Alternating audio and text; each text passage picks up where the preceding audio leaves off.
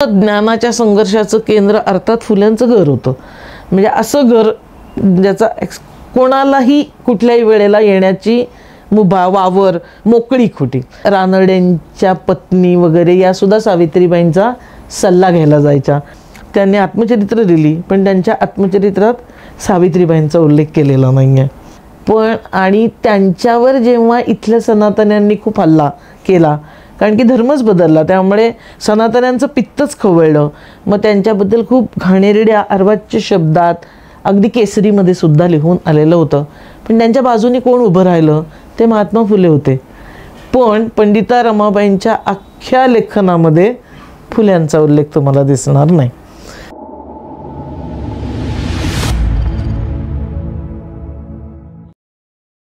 स्त्रीमुक्तीचा जो प्रश्न आहे तो प्रश्न फार पूर्वीपासून अनेक महापुरुष सोडवण्याचा प्रयत्न करीत आहेत. अगदी महात्मा फुले यांनी महिलांची जी पहिली शाळा आहे, मुलींची जी पहिली शाळा आहे, सावित्रीबाई फुले यांना शिक्षण देऊन ती सुरू करण्याचा प्रयत्न असेल, किंवा डॉक्टर बाबासाहेब आंबेडकर ज्या वेळेस प्रबंध लिहितात caste its mechanism and genesis, त्यामध्ये ते उलगडून सांगतात की कशा प्रकारे प्रॉब्लेम ऑफ सरप्लस वुमन ही एक जी समस्या निर्माण झाली आहे, त्या समस्येमुळे कशा प्रकारे स्त्रियांचं वर्षानुवर्षे मनू आधारित जी एक शासन व्यवस्था होती त्या शासन व्यवस्थेमध्ये पूर्वानुपूर्व शोषण केलं गेलेलं आहे. परंतु आजची स्वातंत्र्य मिळाल्यानंतर भारतातली जी स्त्री आहे ती पुरुषांच्या खांद्याला खांदा लावून अनेक क्षेत्रांमध्ये दैदिप्यमान कामगिरी करत आहे. मग ती सामाजिक, राजकीय किंवा आणखीन चळवळ असू दे, किंवा IPS, IAS अशा ज्या सार्वजनिक जीवनामध्ये मोठे मोठे ज्या संस्था आहेत त्या संस्थांमध्ये कामगिरी बजावणे असू दे. तर या सर्व क्षेत्रांमध्ये स्त्रियांनी धडाडीने कामं केलेली आहेत. मग भारताच्या ज्या राष्ट्रपती आहेत त्या राष्ट्रपतीसुद्धा एक स्त्री आहेत. तर या प्रकारचं जे काही कर्तृत्व आहे ते कर्तृत्व स्त्रियांना करण्याची जी धमक दिली ती धमक केवळ सावित्रीबाई फुले यांच्यामुळेच आज भारतामध्ये सर्व स्त्रियांना ती प्राप्त झालेली आहे. उत्तर प्रदेशमधील मागे आपण एक इन्सिडेंट बघितलाच असेल की जेथे शिक्षणाची देवी म्हणून सावित्रीबाई फुले यांचा ज्यावेळेस फोटो लावला गेला त्यावेळेस सुद्धा त्या शिक्षिकेला किती प्रमाणात एक प्रकारे प्रताडित केलं गेलं, परंतु ती शिक्षिका तिथे ठाम राहिली आणि तिने एकदम जोरदारपणे आपली जी भूमिका आहे शिक्षणाची देवी ही सावित्रीबाई फुलेच असली पाहिजे आणि ती का असली पाहिजे हे सांगितलं. आज हीच भूमिका जी आहे, स्त्रियांचं जे काम आहे, तर जी एक चळवळ आहे सत्यशोधक चळवळ, त्या चळवळीच्या ज्या एक कार्यकर्त्या आहेत, खूप वर्षापासून प्रतिमाताई परदेशी यांचं नाव या चळवळीमध्ये एक सक्रिय कार्यकर्त्या, खंद्या कार्यकर्त्या म्हणून प्रसिद्ध आहे. तर आपण त्यांच्याकडून जाणून घेणार आहोत. एकंदरीत सावित्रीबाई फुले यांनी ज्यावेळेस स्त्रियांना ज्या चौकटीमध्ये बंद होत्या, चूल आणि मूल इथपर्यंत स्त्रियांना ज्यावेळेस जखडून ठेवलं होतं समाजाने, तर त्यातनं त्या ज्यावेळेस मुक्त झालेल्या आहेत. तर आजचा भारतीय समाज स्त्रियांप्रती किती सहिष्णू आहे. स्त्रिया खरंच आजही भारतीय समाजामध्ये रानड्यांच्या पत्नी वगैरे या सुद्धा सावित्रीबाईंचा सल्ला घ्यायला जायच्या. म्हणजे आम्ही पाहिलेले फुले पुस्तकात तिथे त्यांच्या घरात जी मुलं राहायची त्यांनी लिहिलेल्या आठवणी आहेत. ते सांगतात की यायच्या, चर्चा करायच्या, मार्गदर्शनं. पण म्हणजे खंत अशी की त्या बायकांनी लिहिलं आणि शिकल्या. त्यांनी आत्मचरित्र लिहिली, पण त्यांच्या आत्मचरित्रात सावित्रीबाईंचा उल्लेख केलेला नाही आहे. तर मला असं वाटतं की हे कुठेतरी जात मनात डोक्यात असते, ती दिसते. म्हणजे मार्गदर्शन घ्यायला गेल्यात पण उल्लेखसुद्धा येत नाही. पंडिता रमाबाई म्हणजे खूप मोठा विद्रोहच आहे. म्हणजे हिंदू धर्मातला त्रागा त्यांचा आहे. मग त्या ख्रिस्ती होतात. एक बाईनं धर्मांतर करणं, खूप पुस्तकं लिहिणं स्त्री धर्माची खूप चांगलं आहे. पण आणि त्यांच्यावर जेव्हा इथल्या सनातन्यांनी खूप हल्ला केला, कारण की धर्मच बदलला, त्यामुळे सनातन्यांचं पित्तच खवळलं.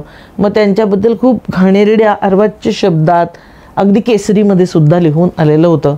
पण त्यांच्या बाजूने कोण उभं राहिलं ते महात्मा फुले होते. पण पंडिता रमाबाईंच्या अख्ख्या लेखनामध्ये फुल्यांचा उल्लेख तुम्हाला दिसणार नाही. तर नुसतं ज्ञान घेणं महत्त्वाचं नाही, ते ज्ञान तुम्ही कशासाठी उपयोगात आणता, तुम्हाला ज्ञान काय वाटतं. म्हणजे सावित्री ज्योतींच्या शाळेमध्ये हे जे अभ्यासक्रम होते म्हणजे इतिहास शिकवा, आकडेमोड शिकवा, अक्षरे शिकवा, त्याचा परिणाम काय दिसतो आपल्याला? मला वाटतं तो परिणाम मुक्ता साळवेच्या निमित्तानं म्हणजे मुक्ताबाई मांग असं तिचं ज्ञानोदयमध्ये नाव छापलेलं आहे. तिने जो निबंध म्हणजे 11 वर्षाची मुलगी एक मातंग समाजातली सर्वात दडपलेल्या ह्याच्यातून येते. काय शिकली शाळेत असं म्हणजे तिथली मुलं काय शिकलीत तर मुक्ताबाईचा निबंध हे युनिक त्याचं प्रतिकात्मक गोष्ट आपल्याला दिसेल. मग तिचा निबंध तुम्ही वाचायला गेलात, बापरे म्हणजे इतिहास शिकवला म्हणजे काय भान आलं. 11 वर्षाची मुलगी तिची तशीच बालसुलभ भाषा त्या निबंधात तुम्हाला दिसते. ती सांगते काय की आम्ही धर्मपुस्तक नसणारी माणसं आहे. माझं म्हणणं आम्हाला कुठलंही धर्मपुस्तक नाही हे 19व्या शतकात 11 वर्षाच्या मुलीने म्हणणं. कुठले संस्कार आहेत? मला असं वाटतं ते सत्यशोधक संस्कार आहेत, त्या शाळेतले संस्कार आहेत ज्या शाळेमध्ये ती शिकली सावित्री ज्योतीच्या. हे विचारणं म्हणजे इतिहास, ती पुण्याचा इतिहास सांगते मुलगी आणि त्या पुण्याच्या इतिहासामध्ये तुम्हाला शनिवारवाडा सापडतो. ती हे सांगते, हे लाडू खाऊ बामण हा शब्द आहे तिच्या ह्याच्यात. मला तो इतिहास वाटतो, तो महत्त्वाचा वाटतो. याचं कारण आपण पेशवाईची वर्णनं जर वाचली तर त्याच्यामध्ये कशा दक्षिणा दिल्या जात होत्या ब्राह्मणांना, ब्राह्मण भोजनाचे सोहळे कसे होत होते हे तिनं इतिहासात शिकलं आणि त्याचा एक शब्दामध्ये तिने बरोबर बनवलं की पेशवाई म्हणजे काय होतं तर लाडूखाऊ ब्राह्मणांची एक व्यवस्था होती. ती सांगते की पुण्यातलं हे गोळीबार मैदान आहे, तर आमच्या शिराचे चेंडू करून ते दांडून खेळत असत. म्हणजे शिरच्छेद अस्पृश्यांचा केला जात होता, त्यांना वेशीवर गाडलं जात होतं, आमचा निर्वंश केला जातोय हे ती म्हणते. तर हे आत्मभान जे आलंय जबरदस्त. म्हणजे असं शिक्षण आम्ही शिकल्यानंतर आम्ही काय बोलणार, आम्ही काय लिहिणार मांग महाराजांच्या दुःखाविषयी. तर माझं म्हणणं आहे की शिक्षणाचं नेमका संस्कार तिच्यावर झाला आहे आणि ती शिकल्यानंतर निबंधासाठी विषय एलिझाबेथ राणी किती छान असा नाही घेत, ती घेते मांग महाराजच्या दुःखाविषयी. तर ही दृष्टी, ही आत्मभान जागृती सत्यशोधकांच्या शिक्षण ह्याच्यातून आली. गणूजी नावाचा विद्यार्थी शिकल्यानंतर शिक्षक झाला आहे स्वतः, मग तो शाळा चालवतोय, रिप्रोडक्शन झालं आहे. मग असं नाही झालं की फक्त सावित्री ज्योतींनी शाळा चालवल्या, त्या शाळेत शिकलेली मुलं शाळा चालवायला लागले. त्याच्यातले काही पंडित झाले म्हणजे संस्कृत शिकून त्यांनी ब्राह्मणांशी वादविवाद केलेले आहेत.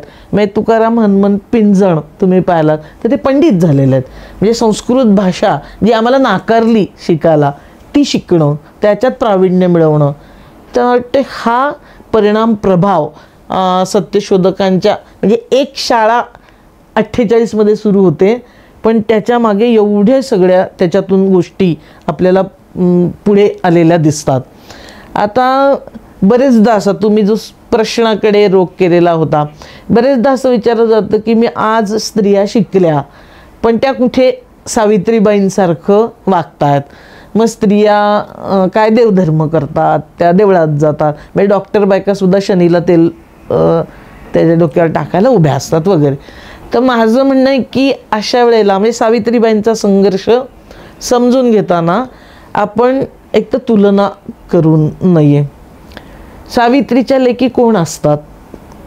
प्रत्येक जन्माला बाई म्हणून जन्माला आलेली प्रत्येक व्यक्ती ही काय सावित्रीची लेक नाही ना. हे तर मग सामान्यीकरण झालं, असं नसतं. सावित्रीची लेक म्हणण्याचा अधिकार कुणाला आहे असा मी प्रश्न विचारीन आणि तसा विचार आपण केला पाहिजे. मग मी असं म्हणेन की नाही, ती अजून सावित्रीची लेक बनायची आहे जी डॉक्टर झाली पण परंपरेच्या जोखडात अडकलेली आहे. म्हणजे तिला शिक्षणाच्या संघर्षाचं मूळ नेमकं कळालेलं नाही. पण त्यात तिचा व्यक्तिशः दोष आहे का तर माझं म्हणणं नाही. इथे जातीव्यवस्था इतकी जखड आहे. मुलींनी कोणते कपडे घालायचे, तिने केव्हा जेवायचं, तिने कसं चालायचं, तिने म्हणजे ताट मानेन चाललं तर मुलासारखी काय चालते असं अजूनही म्हणलं जाणार असेल तर ती डायरेक्ट सावित्रीबाईंच्या संघर्षामधून तिने तसं बनावं असं आपण नाही म्हणू शकत. याच्यासाठी वेळ जाईल, त्यासाठी आपल्याला प्रबोधन अधिक करावं लागेल.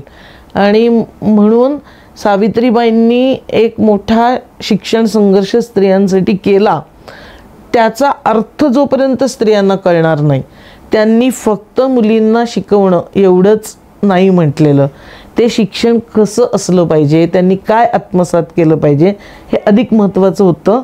तसं वातावरण आहे का आज तरी? त्या काळातही नव्हतं. त्यामुळे एकच मुक्ताबाई आपल्याला भेटते, त्यांची विद्यार्थिनी. तशी संख्या वाढत गेली आहे का? तर निश्चित गेली आहे. पण ती बहुसंख्य झाली आहे का? तर व्हायला पाहिजे असं मी म्हणेन. सावित्रीबाईंचा संघर्ष अजिबातच फोल नाही. सावित्रीबाईंनी जे शिक्षण संघर्ष केला त्यामुळे एक मोठी गोष्टही झाली की मोठ्या संख्येनं स्त्रिया ज्ञानाच्या प्रवाहात आल्या.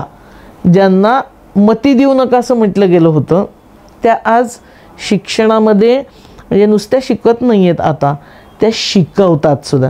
म्हणजे अध्ययन, अध्यापन या सर्व क्षेत्रामध्ये त्या आज आहेत आणि तो या संघर्षाचा परिणाम आहे असं मला वाटतं.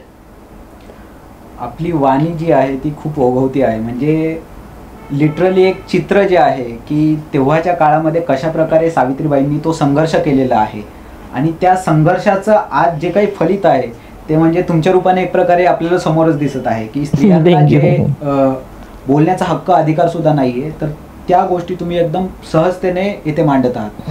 सावित्रीबाई फुलेंचं जे विजन आहे की शिक्षणाबद्दलचं त्यांची एकंदरीत जी एक दृष्टी आहे की ज्यामध्ये त्यांनी एक कविता लिहिलेली आहे इंग्रजी देवतेचं, त्यामध्ये त्यांनी एक प्रकारे स्तुत्यगान लिहिलेलं आहे, स्तुती केलेली आहे की इंग्रजी शिक्षणाचं महत्त्व किती आहे ते त्या काळामध्ये सावित्रीबाई फुले एक्सप्लेन करतात.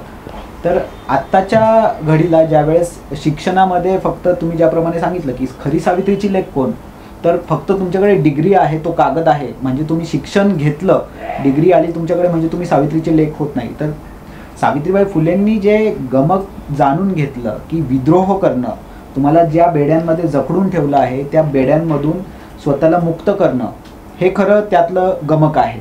तर आजच्या घडीला ज्यावेळेस अंतराळामध्ये तुम्ही जसं सांगितलं कल्पना चावलासारखी एक महिला अंतराळवीर होऊ शकते, तर शिक्षणाचं जे महत्त्व आहे, शिक्षण म्हणजे फक्त कागदी शिक्षण किंवा पुस्तकी शिक्षण घेणं नव्हे, तर शिक्षणाचं हे जे काही एक त्यातलं जे सिक्रेट आहे किंवा त्यातली जी एक की आहे ती काय आहे तुम्हाला वाटते? सावित्रीबाई फुले त्यावेळेस इंग्रजी शिक्षणाचं महत्त्व सांगतात, तर आजच्या घडीला कोणतं असं शिक्षण आहे की ज्या स्त्रिया तर शिक्षणामध्ये म्हणजे बहुतेक वेळेस युनिव्हर्सिटी टॉपर जी लिस्ट आपण बघितली मागच्या काही वर्षांमध्ये, तर स्त्रियांचं नाव त्यामध्ये हमखास असतंच असतं.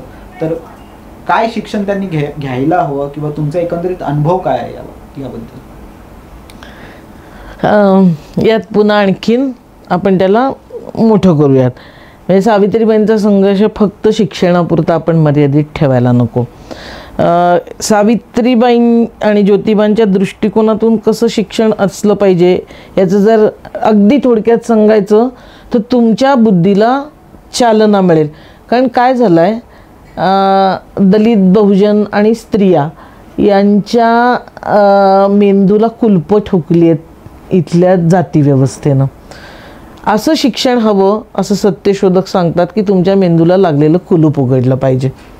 फक्त इंटरप्ट करतो याच्यामध्ये, कारण की तुम्ही जे बोलताय तर त्यामध्ये आणखीन एक इश्यू आहे, तो आजच्या घडीला जी सगळ्यात मोठी समस्या येते उद्भवते यामध्ये की प्रत्येकाच्या घरात टीव्ही आहे, त्या टीव्हीवर ज्या प्रकारच्या मालिका दाखवल्या जातात त्या मालिकांमध्ये स्त्रियांचं जी भूमिका किंवा एक प्रकारे चित्रण केलं जातं की ती स्त्री म्हणजे कुटुंबामध्ये कलह लावणारी आहे, ती स्त्री म्हणजे एकमेकांमध्ये भांडणारी आहे, सातत्याने काहीतरी हेवेदावे करणारी आहे.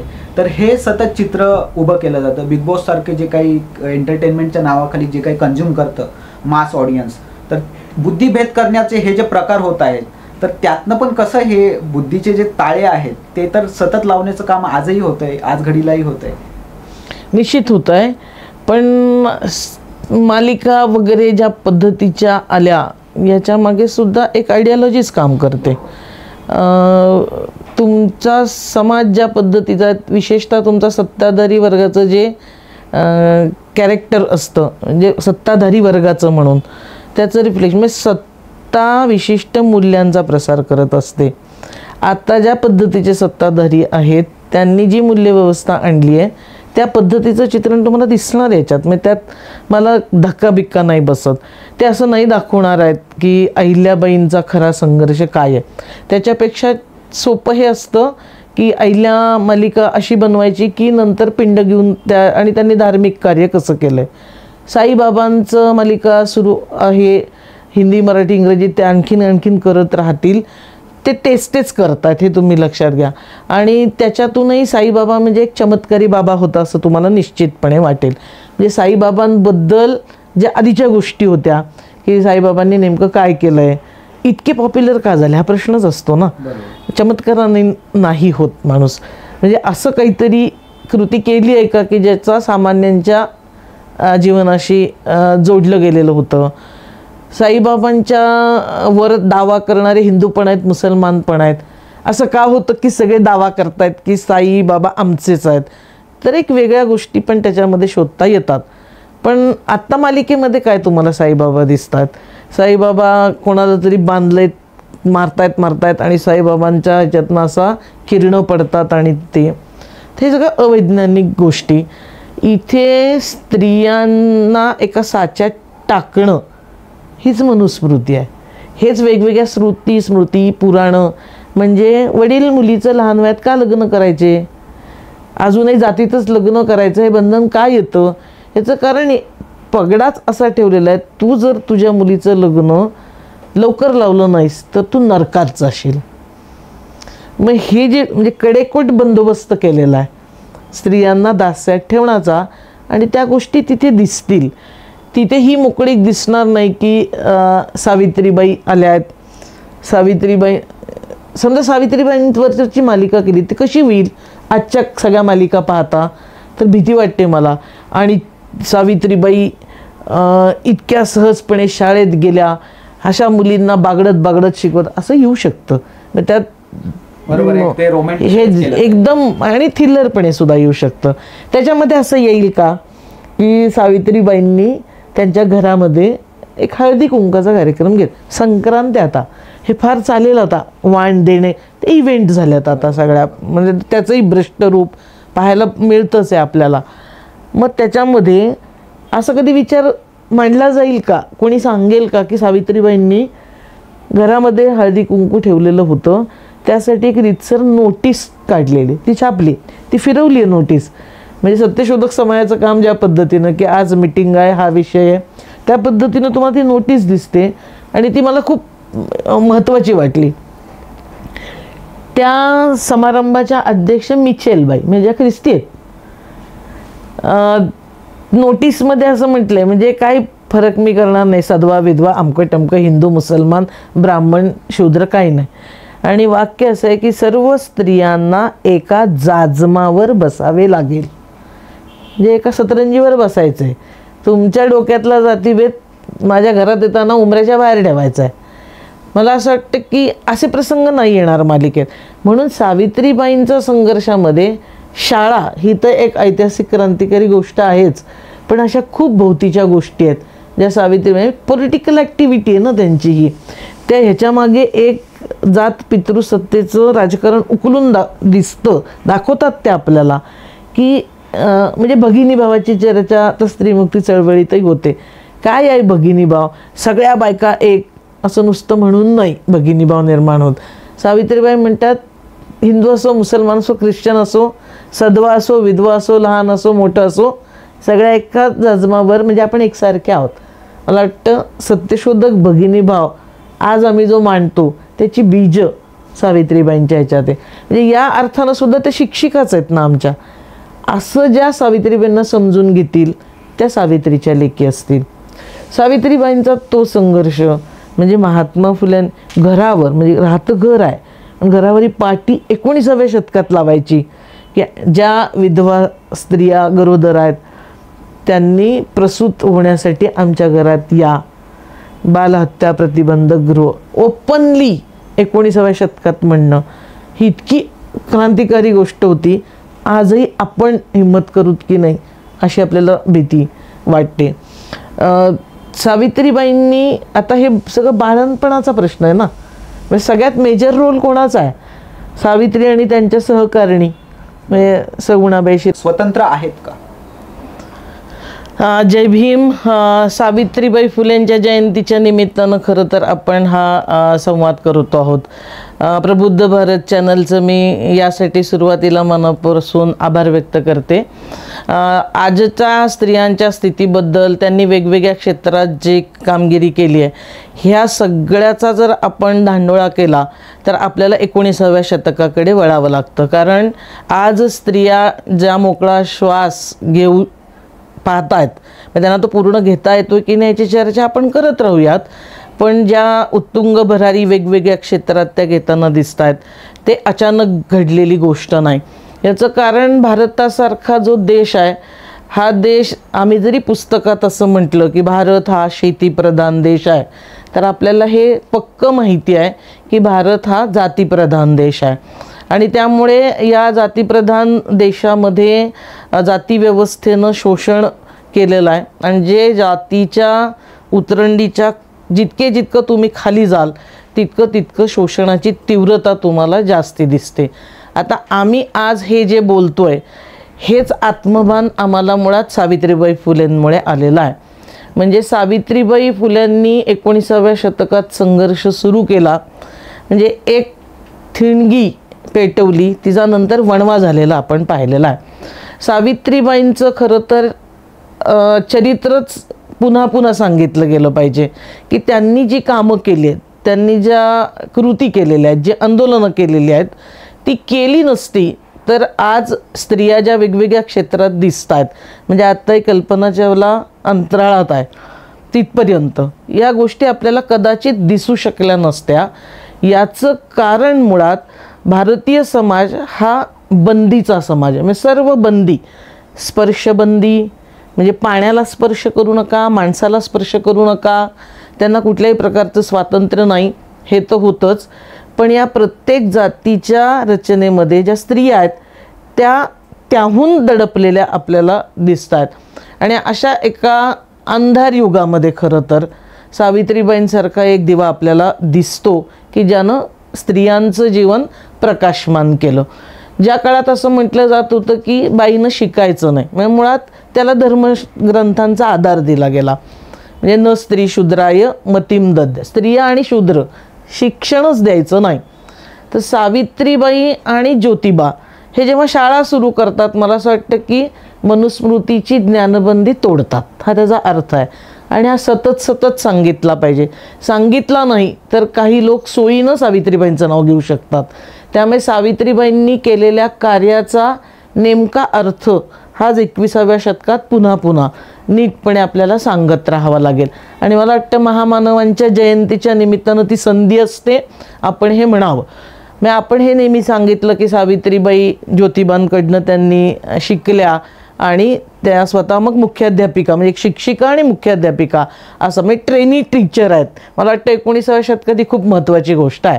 अनमान धक्क्याने नव्हत्या शिकवत, त्याचं ट्रेनिंग फुल्यांनी, म्हणजे ते वाळवेकर आणि परांजपे या आपल्या मित्रांकडून त्यांना व्यवस्थित शिक्षिकेचं ट्रेनिंग हे दिलेलं दिसतं. म्हणजे ट्रेनी टीचर त्यात. फुल्यांनी, सत्यशोधकांनी हा एक विचार केला की मुलींची शाळा सुरू करायची. मला वाटतं आज पुन्हा 21व्या शतकात याचाही अर्थ नीट समजून घेतला पाहिजे. याचं कारण मुलींचीच का, म्हणजे त्याच्यानंतर मग पुढची अस्पृश्यांची काढली आहे अहिल्याश्रमामध्ये शाळा. म्हणजे क्रम पण आपण लक्षात घेतला पाहिजे. म्हणजे मुली, स्त्रिया या सर्वात दडपलेल्या, म्हणजे कनिष्ठ जाती दडपलेल्या आहेत पण कनिष्ठ जातीतल्या स्त्रिया सर्वाधिक दडपलेल्या आहेत. म्हणजे ब्राह्मण स्त्रियांनाही शिक्षणाचा अधिकार नव्हताच ना, ब्राह्मण पुरुषांना वेदाभ्यास. म्हणून फुले आणि सत्यशोधकांची भूमिका आहे, जेव्हा ज्ञान हे काय आहे तर तोपर्यंत समाजात असं होतं की ज्ञान इतरांवर वर्चस्व ठेवण्याचं साधन आहे. म्हणजे मक्तेदारी होती ब्राह्मणी पुरुषांची ज्ञानावर. आणि फुले असं म्हणतात की ही मक्तेदारीच तोडली पाहिजे, मग सगळ्यांना शिकायला मिळालं पाहिजे. पण सगळ्यांना शिक्षण म्हटल्यानंतर पहिल्यांदा कोणाला तर ते क्रमवारी आपल्याला करताना दिसत आहेत. आणि सर्वात दडपलेला घटक म्हणून स्त्रियांना पहिलं शिकवायला पाहिजे. आता हा एक निर्णय, ही एक भूमिका, ही मांडणी झाली की शिक्षण हे मुक्तीचं साधन मला बनवायचं आहे आणि सर्वात दडपलेल्या स्त्रियांना शिकवायचं आहे. पण त्याचं काहीतरी एक प्रारूप पाहिजे ना. म्हणजे कसं शिकवणार, कारण की त्याच्या अगोदर म्हणजे समाजच मोठा गमतीशीर. म्हणजे एकीकडे असं म्हटलं गेलं की पहा, मूल जन्माला आलं की कितीतरी दिवसानंतर त्याचं भविष्य लिहायला सटवाई येते. पण प्रश्न असा आहे की मग ती सटवाई लिहित होती ना, म्हणजे मग आज स्त्रिया का मनुस्मृतीमध्ये शिकायचं नाही असं आहे. म्हणजे एकीकडे ती लिहिती असं दाखवायचं आणि दुसरीकडे लिहिण्या वाचण्याचाच अधिकार स्त्रियांना नव्हता. फुले हे मोडतायत की जे परंपरेनं स्त्रियांना ज्ञान नाकारलं, शूद्रांना ज्ञान नाकारलं, ते आम्हाला मान्य नाही. माणसाच्या आयुष्यामध्ये शिक्षण फार महत्त्वाची गोष्ट आहे. याचं कारण शिक्षण म्हणजे फॉर्मल एज्युकेशन हे महत्त्वाचं असतं. औपचारिक शिक्षणामध्ये काय होतं, तुम्ही चिकित्सा कराल म्हणजे तुम्हाला नुसती अक्षरं नाही आहेत, फक्त स्वाक्षरी नाही करता येत, तर तुम्ही जे शिकता त्याच्यातून तुमच्या मेंदूची विचार करण्याच्या प्रक्रियेला गती मिळते. म्हणजे शाळेमध्ये तुम्ही आकडे शिकता, सगळं करता, पण त्यानंतर तुम्हाला चिकित्सक ज्ञान जे आधीच्या काळात नव्हतं. आधीच्या काळात वेद पाठ करा म्हणजे ब्राह्मणांना सुद्धा जे ज्ञान होतं मिळायचं ते तरी काय होतं, ते पाठांतराचं होतं, ते घोकमपट्टीचं होतं, पूजा अर्चा करण्यापुरतीचं होतं. पण त्याचा अर्थ, त्याचं विश्लेषण, त्याची चिकित्सा असं कुठलंही शिक्षण नव्हतं जे 19व्या शतकामध्ये आपल्याकडे सुरू झालं. आणि त्यात एक मोलाचा वाटा निश्चित सावित्रीबाई यांचा आहे. सावित्रीबाई शाळेत जायला त्या लागल्या आहेत, पण त्याच्यामागचा एक मोठा इतिहास. फुले फरार मॅडमची शाळा बघायला नगरपर्यंत जातात. म्हणजे कल्पना करा की ज्या काळात प्रवासाचीच साधनं नाही, म्हणजे तिथे जाणं ही केवढी कठीण गोष्ट असेल. त्या बाईंना भेटणं, त्यांच्या शाळा बघणं, कसं तुम्ही शिक्षण देता मुलींना, आणि मग ते सगळं ज्ञान घेऊन पुण्यात यायचं आणि शाळा काढायची. शाळा काढायला काय लागणार होतं, जागा, शिक्षिका. शिक्षिका तर सावित्रीबाई तयार झाल्या, जागा तात्याराव भिडेंनी दिली. माझ्या दृष्टीनं तिसरा प्रश्न पण त्यांच्या पुढे होता, शिकवायचं काय. कारण तिथे शिवाजी महाराजांनी अफजल खानाचा कोथळा काढला, हे शिकवावं ही काही सत्यशोधकांची दृष्टीच नव्हती. म्हणजे हे ते मान्यच नव्हतं त्यांना. शिक्षण काय म्हणजे अभ्यासक्रमाची पण एक महत्त्वाची चर्चा आहे. कारण अभ्यासक्रम मनुवादी असतात हे आपण आजपर्यंत अनुभवतोय. अभ्यासक्रमामध्ये जातीवाद असतो, अभ्यासक्रमामध्ये वर्गवाद, पितृसत्ता असतेच, आणि मग त्याच्यासाठीचा संघर्ष आपण आजही करतो. मग यांनाही तो प्रश्न पडलाच आहे. आणि मग फुल्यांनी जे अभ्यासक्रमाची आपल्याला चर्चा केलेली दिसते, सावित्रीबाईंनी जे शिकवलं आहे, मग त्याच्यामध्ये एकीकडे आकडेमोड आहे, अक्षर ओळख आहे, आलं पाहिजे तुम्हाला वाचता हे करता. आणि हे सगळं करत असताना शिक्षणामध्ये असं नाही झालं पाहिजे, हायरार्की आपण ज्याला म्हणतो, एक रचना, व कोणीतरी वर कोणीतरी खाली, मग शिक्षक द ग्रेट गुरु, आणि मग त्यांनी फक्त शिकवायचं. फुले म्हणतात नाही, आम्हाला शेतीचं ज्ञान मिळालं पाहिजे, म्हणजे एक सायंटिफिक नॉलेज शेतीचं मिळालं पाहिजे. मग आम्हाला सायंटिफिक नॉलेज शेतीचं घ्यायचं असेल तर आमच्या शिक्षकांनी फक्त पुस्तकात शेती कशी करतात ते नाही सांगायचं. आमच्या शिक्षकांनी बांधावर यायचं आहे, त्यांनी आम्हाला नांगरून दाखवायचं आहे. म्हणजे त्याचा आणि मातीचा संबंध असला पाहिजे. म्हणजे अनुत्पादक शिक्षण नको आहे, मग एक प्रॉडक्टिव्ह पाहिजे, त्यातनं काही मूल्यनिर्मिती झाली पाहिजे, श्रमाला प्रतिष्ठा आहे. म्हणजे फक्त पाठांतर किंवा पुस्तकं लिहिणं म्हणजे विद्वत्ता नाही, तर विद्वत्ता ती आहे याच्याबरोबरच तुम्ही प्रत्यक्ष कामसुद्धा करणार आहे. तर ही संपूर्ण चर्चा आपल्याला 19व्या शतकात झाली, ज्यात मोठं योगदान सावित्रीबाईंनी निश्चित दिलेलं आहे. सावित्रीबाईंचा संघर्ष आहे, राहतात फुलेवाड्यात, म्हणजे आजच्या गंजपेठेमध्ये महात्मा फुले पेठ आपण म्हणतो आता त्याला, तिथून बुधवार पेठेपर्यंत. म्हणजे आज आपल्याला ते 2-2.5 किलोमीटरचं अंतर वाटतं आहे, त्या काळात वस्ती नाही आहे आणि म्हणजे अंतर जास्ती आहे काळाच्या मानाने. आणि दुसरी गोष्ट, सनातन्यांचा भयंकर वावर पण आहे. सावित्रीबाई निघाल्यात म्हणून तर शेण मारलं आहे, दगड मारला आहे. एखादी सामान्य बाई असती, म्हणजे पतीच्या धाकानं काहीतरी करायला निघालेली, तर म्हटली असती कदाचित ते मारतायत त्यामुळे मी काही बाहेर, म्हणजे संधी घेतली असती माघारी जायची. पण सावित्रीबाईंच्या पुढे तो प्रश्नच नाही. त्या कन्व्हिन्स आहेत की मुलींना मला शिकवायचं आहे, किती त्रास झाला तरी, म्हणून दगड झेलला आहे. बिडेवाड्यात गेल्या आहेत, ते मळलेले कपडे बदललेत, मुलींना शिकवलं आहे. हा ज्ञानाचा संघर्ष खूप महत्त्वाचा आहे. आणि बुधवार पेठेमध्ये जेव्हा भिड्यांनी त्यांना एक खोली दिली, परिसर पण तुम्ही पहा की तिथेच 1880 नंतर म्हणजे शाळा सुरू केली 1 जानेवारी 1848, पण 1880 एक घटना तिथे आपल्याला घडताना दिसते. म्हणजे एकीकडे भिडेवाडा आहे आणि त्या समोर आत्ता फरासखाना आहे. फरासखानाच्या इथे एक हौद आणून ठेवलेला आहे आणि तो हौद म्हणजे दोन्ही गोष्टी स्त्रियांच्या शिक्षणासाठीच्या संघर्षाच्या महत्त्वाच्या आहेत. म्हणजे भिडेवाडा साक्षीदार आहे स्त्री शिक्षणाचा, पण त्याच भिडेवाड्याच्या समोर आज तो एक हौद ज्याला बाहुलीचा हौद पुण्यामध्ये म्हटलं जातं. आणि 1880 काशीबाई विश्राम घोले म्हणजे डॉक्टर विश्रामरामजी घोले यांची मुलगी ही शिकते. आता विश्रामरामजी घोले हे गवळी समाज म्हणजे बहुजन आहेत, मधल्या जातीतल्या आहेत. आणि खरं डॉक्टर विश्रामरामजी घोले जे सत्यशोधक समाजाचे अध्यक्ष होते, ज्यांनी अनेक पुस्तकं शेतीवर आरोग्यावर लिहिलेली आहेत, हवा पाणी वगैरे नावाचं पुस्तकं, त्यांच्या घरामध्ये हा प्रसंग घडतो. काशीबाई शिकायला लागते तेव्हा घरातल्या लोकांना घाबरवलं जातं, कारण बाई शिकली, मुलगी शिकली तर धर्म बुडतो, बाई शिकली तर तिचा नवरा मरतो, म्हणजे अन्नाच्या आळ्या होतील वगैरे. ही भीती धर्मानं सांगितली म्हणून खूप डेंजर, म्हणून तर विद्रोह होत नव्हता, नसायचा. ज्याला वाट मोकळी फुल्यांनी आणि सावित्रीबाईंनी करून दिली. काशीबाई शिकते म्हणून तिच्या अन्नामध्ये काचा कुटून टाकल्यात आणि ते खाऊन ती मेलेली आहे. म्हणजे शिक्षणासाठी एक बहुजन मुलीचा बळी त्याच बुधवार पेठेमध्ये आपल्याला गेलेला दिसतो. त्याच बुधवार पेठेमध्ये विश्रामरामजींचं घर होतं. मग आपल्या मुलीच्या स्मरणार्थ त्यांनी तो बाहुलीचा हौद बांधला आणि तो हौदही खूप इंटरेस्टिंग आहे. त्याच्यावर कारंजं पाणी तर आहेच आणि दगडाने कोरलेलं एक पुस्तक आहे उघडलेलं. सत्यशोधकांना ज्ञानाचं महत्त्व फारच त्या काळात वाटत होतं. जे फुले म्हणत होते विद्येविना मती गेली, ती कृती प्रत्येक सत्यशोधकामध्ये दिसते. आणि उघडलेल्या संगमरवरी पुस्तकावर ते लिहिलं आहे की काशीबाईच्या स्मरणार्थ हा हौद बांधलेला आहे. तर हा ज्ञानाचा संघर्ष त्या बुधवार पेठेमध्ये खूप मोठ्या प्रमाणावर झाला. दुसरं ज्ञानाच्या संघर्षाचं केंद्र अर्थात फुल्यांचं घर होतं. म्हणजे असं घर ज्याचा कोणालाही कुठल्याही वेळेला येण्याची मुभा, वावर, मोकळी खोटी. म्हणजे अगदी नंतरच्या काळात सागर असतील, फातिमा शेख असतील, याच्या घरात वावरत होत्या त्या सगळ्या बायका. म्हणजे बाळंतपण या गोष्टीबद्दल सुद्धा सत्यशोधकांचं, मी मुक्ता साळवेचं मगाशी म्हटलं, ती पण बोलते ना याच्याबद्दल. ती तर 11 वर्षाची मुलगी आहे.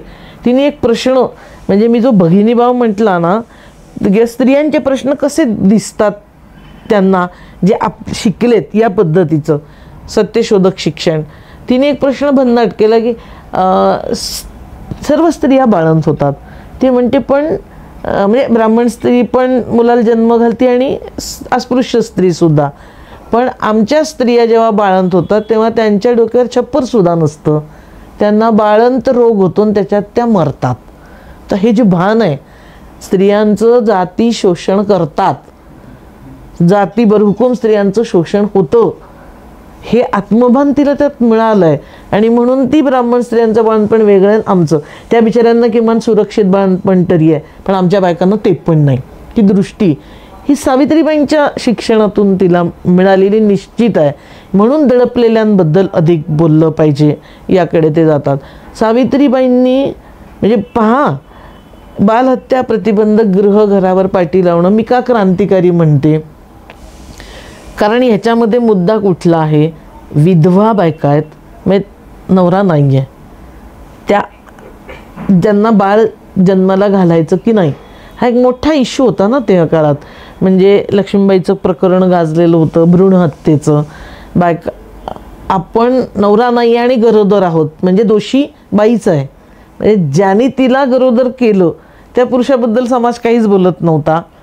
सगळा दोष कुणाला, जिच्या पोटात गर्भ वाढतोय तिला दिला गेला. आणि मग त्याचा उपाय म्हणून स्त्रिया भ्रूण हत्येकडे वळत होत्या आणि त्या वरच्या जातीतल्या अधिक होत्या. आता मुद्दा असा झाला, म्हणजे तिच्या पोटी एखादं बाळ जन्मणं म्हणजे आपल्या समाजात त्याला औरस अनौरस अशा सगळ्या कल्पना आल्या.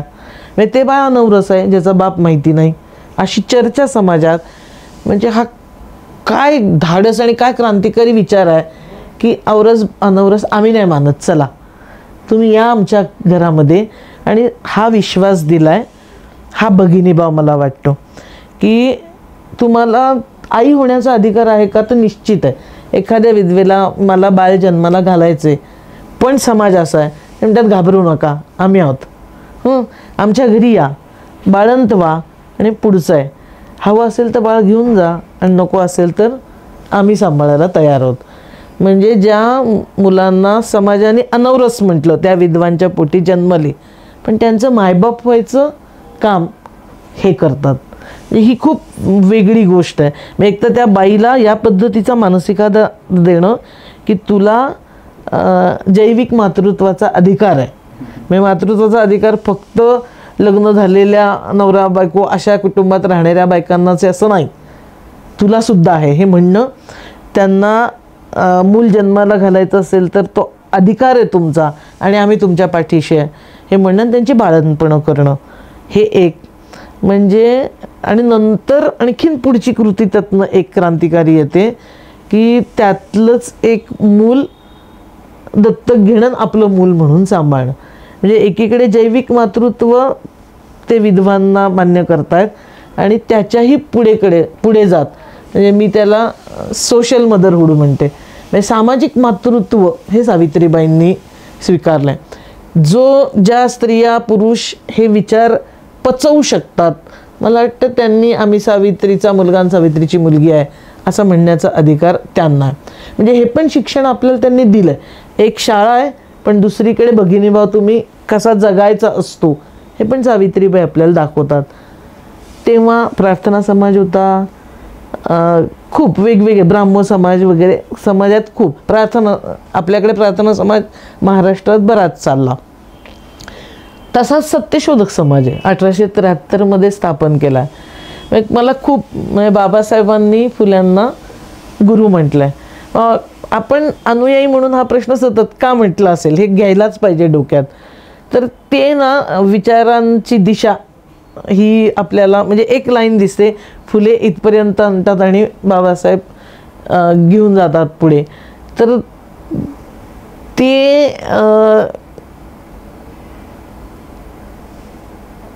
कुठून कट करता येईल ना तुम्हाला? मी काय सांगत होते मी तो नाही त्याच्या आधी तीच लिंक मी उदाहरणच विसरले. सत्यशोधक समाजामध्ये आता हे जे आहे की सत्यशोधक समाज स्थापन करत असताना म्हणजे कुठली एक तुम्ही जाती अंताची चळवळ चालवताना जे कृती कार्यक्रम घेतात, इतर समाज होते त्या समाजांमध्ये तुम्हाला स्त्रियांचं नेतृत्व नाही दिसत. त्या समाजाचा भाग म्हणून सहभागी आहेत काही ठिकाणी. म्हणजे नंतरच्या काळात तर प्रार्थना समाजाला प्रश्न विचारला गेला आहे की तुमच्या समाजाचा अध्यक्ष कधीच कुठली बाई का झाली नाही? म्हणजे तुम्ही तर इतकं प्रार्थना सर्व स्त्री पुरुष सारखे असं म्हणताय, म्हणजे तुमची फिलॉसॉफी काय सांगते, तुमचा विचार काय सांगतो, सारखेच सगळे मानव आणि मग बायका का नाहीत? पण सत्यशोधक समाजाकडे आपल्याला तसं घडताना दिसत नाही. तिथे सत्यशोधक समाजामध्ये स्त्रियांचा तर सहभाग खूप मोठा होता.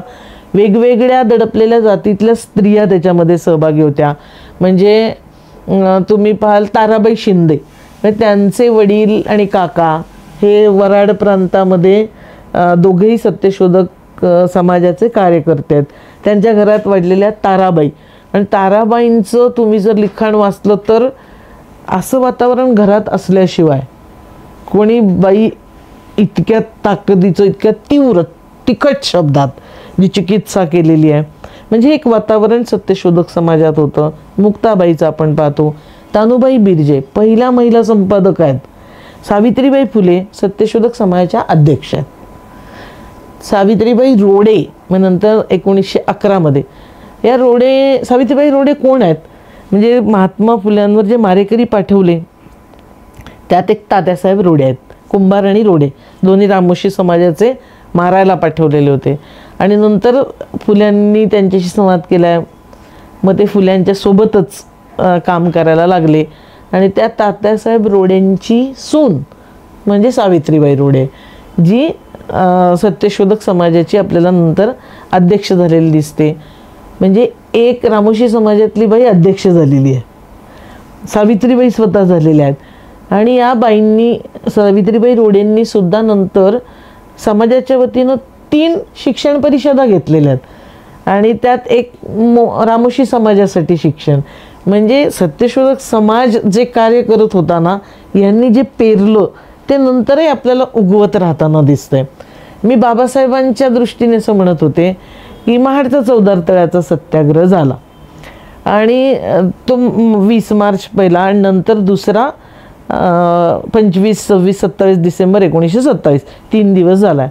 आणि तिथे एक्झॅक्ट बाबासाहेब सांगतात की स्त्रियांची राजकीय परिषद, मग ती कार्यक्रम पत्रिका आपण पाहिली 3 दिवसाची, तर 1 दिवस स्त्रियांची स्वतंत्र राजकीय परिषद आणि स्वतः बाबासाहेब त्याला खाली बसतात. हे मोठे लोक असतात नाही, हे महामानव उगीच नाही आहेत. म्हणजे यांनी पण स्त्रियांच्या प्रश्नांवर इनिशिएटिव्ह घेणं आणि बाबासाहेबही स्त्रियांची स्वतंत्र परिषद झाली पाहिजे. आणि मग ते ऐतिहासिक भाषण आहे महिलांनी आग्रह केलेला की तुम्ही आम्हाला मार्गदर्शन करा. मग बाबासाहेबांनी तुमच्या पोटी आम्ही जन्माला येणार पाप का ठरते, आम्ही शिपुर्डे आणि ब्राह्मणबाईच्या पोटी जन्माला आलेले ते समाजात त्यांना स्थान असं का होतं वगैरे प्रश्न बाबासाहेबांनी विचारले. आणि दुसऱ्या दिवशी ते अत्यंत आनंदी होते, कारण की बाबासाहेबांनी कशाला कथलाचे दागिने, आपण अस्पृश्य म्हणून आपल्याला दिलं ना, नाकारा. आणि दुसऱ्या दिवशी सगळ्या बायकांनी कथलाचे दागिने फेकून दिलेले होते. तर हे जे आहे, तर स्त्रियांना या पद्धतीनं पुढं आणणं हे ते फुल्यांकडनं वारसाच त्यांना मिळालेला निश्चितपणे. आणि त्या म्हणून ते गुरु म्हटले असणार आहेत. अशी वेगवेगळी खूप कारणं आहेत, पण स्त्री प्रश्नावरचा असा धागा आपल्याला जुळताना दिसतो दोघांचा सुद्धा. आणि हे महत्त्वाचं आहे की दयाभाव म्हणून नाही, बिचाऱ्या स्त्रिया चला त्यांना काहीतरी द्या, हे दोघांमध्ये पण नाही आहे. फुलेंकडे पण आपल्याला दिसत नाही, बाबासाहेबांमध्ये नाही. स्त्रिया उपमानव नाहीतच, त्या मनुष्य प्राणी आहेत. जसे पुरुष तसे स्त्रिया, जशा स्त्रिया तसे पुरुष, त्यामुळे समान अधिकार मिळाले पाहिजेत. याच्यावर भर हा या चळवळीचा निश्चित राहिला. आणि सावित्रीबाई त्या पद्धतीनं आपल्याला, म्हणजे पती निधनानंतर केवढा आघात झाला असेल सावित्रीबाईंवर, कारण की ते शाळा चालवतात, अस्पृश्यांना घरामध्ये घेतात, त्यांना विहिरीमध्ये पाणी भरायला देतात, सगळ्या नातेवाईकांनी बहिष्कार घातलेला आहे. मग एका अर्थी जात बहिष्कृत होता, त्यांना अनुभव पण भोवताल होता, सगळे लोक बाकी त्यांच्यासोबत होते. असं असताना फुल्यांचा मृत्यू होणं, परत मुलगा यशवंत त्याच्याबद्दलची नातेवाईकांची नाराजी, हे सगळं होतं सोबत. आणि कठीण प्रसंगात फुले गेलेत. आणि फुले गेल्यानंतरचा म्हणजे मृत्यूचा प्रसंगसुद्धा, म्हणजे सावित्रीबाईंचं काय धाडस आहे की नातेवाईक म्हणतात की हा दत्तक मुलगा आहे, त्याला नाही देणार हात लावायला. आणि क्षणार्धात म्हणजे एक सत्यशोधकांची जी ऊर्जा आहे ती त्यांच्यात कुठून भरलेली आहे. त्या नेत्याच आहेत ना, त्या क्षणाचाही विलंब न करता त्याला नाही देत का, ठीक आहे स्वतः उचल. आता हे सुद्धा म्हणजे त्याला उचलायला देणं ही सुद्धा एक महत्त्वाची गोष्ट होतीच. पण समाज म्हणून तुम्ही देणार नसाल तर यांच्या धर्मात बायकांचं काय स्थान होतं. म्हणजे एका बाईनं आपल्या नवऱ्याच्या प्रेतयात्रेमध्ये या पद्धतीनं ते मडकं धरणं ही सुद्धा अत्यंत क्रांतिकारी, ती सुद्धा पितृसत्तेला दिलेला मोठा एक तडाच आहे, एक धक्का त्यांनी त्याही निमित्तानं आपल्याला दिलेला दिसतो. आणि आता विधवेचं आयुष्य, आता आपण काय करणार, हे जे ट्रॅडिशनल बाईचं विचारव्यूह बनवलेला असतो त्याच्या पलीकडे सावित्रीबाई. आता आपल्यावर ही सगळी जबाबदारी आहे, म्हणजे फक्त यशवंतची नाही, फक्त घरची नाही, तर सत्यशोधक समाजाची. म्हणजे एकूण या सगळ्या समाज परिवर्तनामध्ये मी पुढाकारावर असलं पाहिजे, हे सावित्रीबाईंनी कधीच सोडलं नाही. मुलाला ठरल्याप्रमाणे दोघा आमचं ठरल्याप्रमाणे मुलाला त्यांनी डॉक्टर केलेलं आहे. म्हणजे त्या काळात मुलाला डॉक्टर म्हणून शिकवणं, फुल्यांचं निधन झाल्यानंतर, ही पण एक क्रांतिकारी गोष्ट आहे. म्हणजे हताश होऊन त्या बसलेल्या नाहीत, त्या पुढाकार घेतात, मुलाला हे करतात. आणि मुलालाही संस्कार काय दिले, जसं मुक्ताला मिळाले तसं हा तर घरातच वाढलेला आहे, मुलगाच त्यांचा. यशवंत गोविंदराव फुले ह्याचं तरी त्याला जे मिळालं. सावित्रीबाईंचा म्हणजे आयुष्याचा शेवटसुद्धा ज्या पद्धतीचा आहे, प्लेगची साथ आहे. आणि प्लेगच्या साथमध्ये पण आम्ही घरी नाही बसणार, कारण प्लेगमध्ये माणसं उंदरं मरतात तशी माणसं मरतात, त्यांना उपचार मिळाले पाहिजेत. तेव्हा डॉक्टरचं शिक्षण यशवंतचं पूर्ण झालेलं होतं आणि लष्करामध्ये ते डॉक्टर म्हणून नोकरी करत होते. तर त्यांना नोकरीनं बोलवून घेतलेलं आहे, कारण पुण्यात प्लेग पसरला आहे. म्हणजे तुझं डॉक्टरकीचं शिक्षण फक्त नोकरीसाठी, फक्त पैसे कमवण्यासाठी नाही, समाजाला गरज आहे, आता तू इथे आला पाहिजे. आईने बोलवलं आहे, मुलगा आला आहे. त्याच्या दवाखान्यामध्ये ह्या सावित्रीबाई एक एक पेशंट उपचारासाठी घेऊन जात. मी भीती नाही आहे की मला सुद्धा हा आजार लागणार, कदाचित माझा ह्याच्यात अंत होऊ शकतो, ही भीती नाही बाळगली. झालं खरं तर तसंच. लहान बाळाला एक त्याच्या दवाखान्यापर्यंत पोचवतानाच सावित्रीबाईंना सुद्धा काखेत गाठ वगैरे लागली आणि त्यांचा मृत्यू आहे. म्हणजे शेवट श्वास, म्हणजे म्हणतात की शेवटच्या श्वासापर्यंत आम्ही आमचा विचार आणि त्या पद्धतीनं कृती करू, तशा जगल्या आहेत. मला वाटतं हेही आम्हाला शिकवलं आहे. म्हणजे अक्षरवळ गम भन तर शिकल्याच बायका, पण हेही सावित्रीबाईंनी आपल्याला शिकवलं की सत्यशोधक भगिनी भाव काय असतो, सोशल मदरहूड, सामाजिक मातृत्व काय असतं, या सगळ्या गोष्टी. आणि शेवटच्या श्वासापर्यंत आपण जे सगळ्यात दडपलेले आहेत त्यांच्या बाजूनं कसं राहिलं पाहिजे. किती भारी, म्हणजे क्रांतिकारी विचार असले की माणसं काय काय करतात. यशवंतच्या लग्नाची गोष्ट पण इंटरेस्टिंग आहे. लग्न ठरलं आहे सत्यशोधक पद्धतीनं, म्हणजे देवा ब्राह्मणाशिवाय लग्न, ती पर्यायी चळवळ त्यांनी सुरूच केलेली होती. सावित्रीबाईंनी खूप लग्न लावली होती स्वतःच्या दारामध्ये. 1873मध्ये पहिलं सत्यशोधक लग्न 25 डिसेंबरला, पुन्हा दोघांमध्ये साम्य आहे. 25 डिसेंबरला पहिलं सत्यशोधक लग्न लागलं आहे, सावित्रीबाईंनी लावलं आहे. आणि जेव्हा यशवंत लग्न करायचं आहे तेव्हा त्या मुलीला आधी आपल्या घरी आणून ठेवलं आहे की तू शिक, तुला हे सगळं परिसर अनोळखी वाटता कामा नाही आहे. म्हणजे तू आपल्याकडे कसं असं सासरी गेलं की 2 वेगळ्या कल्चर त्या मुली अनुभवत असतात. माहेरीमध्ये आईकडे असताना, आईवडिलांच्या घरी असताना त्या मोकळ्या वागत असतात, आणि जेव्हा लग्न होतं तेव्हा अचानक अशी असं नाही वागायचं आहे, असं नाही. आणि म्हणजे त्या खरं तर मानसिक द्वंद्व असतं बायकांमध्ये, हे तिथे गेल्यावर आपल्याला कसं वागायचं आहे. तर सावित्रीबाई इतकं इझी करतात की तू आधी येऊन इथे राहा, शिक, हे सगळं भोवताल आपलं समजून घे.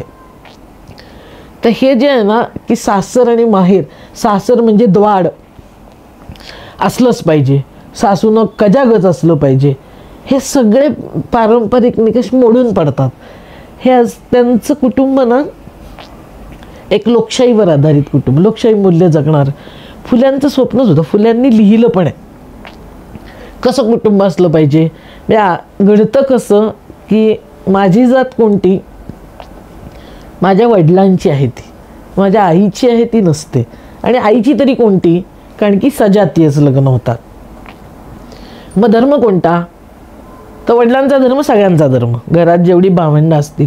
पुढे म्हणतात असं घर का नसलं पाहिजे, ज्याच्यामध्ये आईचा धर्म तिला जो आवडतो तो स्वीकारला, वडिलांचा एक धर्म.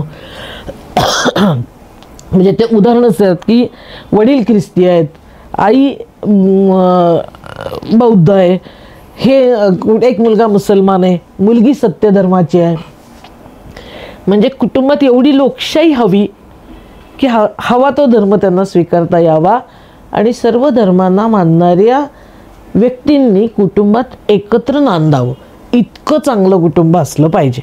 मला असं वाटतं की एक पर्यायी कुटुंबाचा पण कुटुंब कसं असलं पाहिजे याचाही एक पर्याय ज्योतिबा आणि सावित्रीबाईंनी दिला आणि ते तसं स्वतः तसे जगले. हा एक मोठा विचार आहे आणि मला वाटतं त्यांच्या जयंतीच्या निमित्तानं या विचारांना अधिकाधिक उजाळा.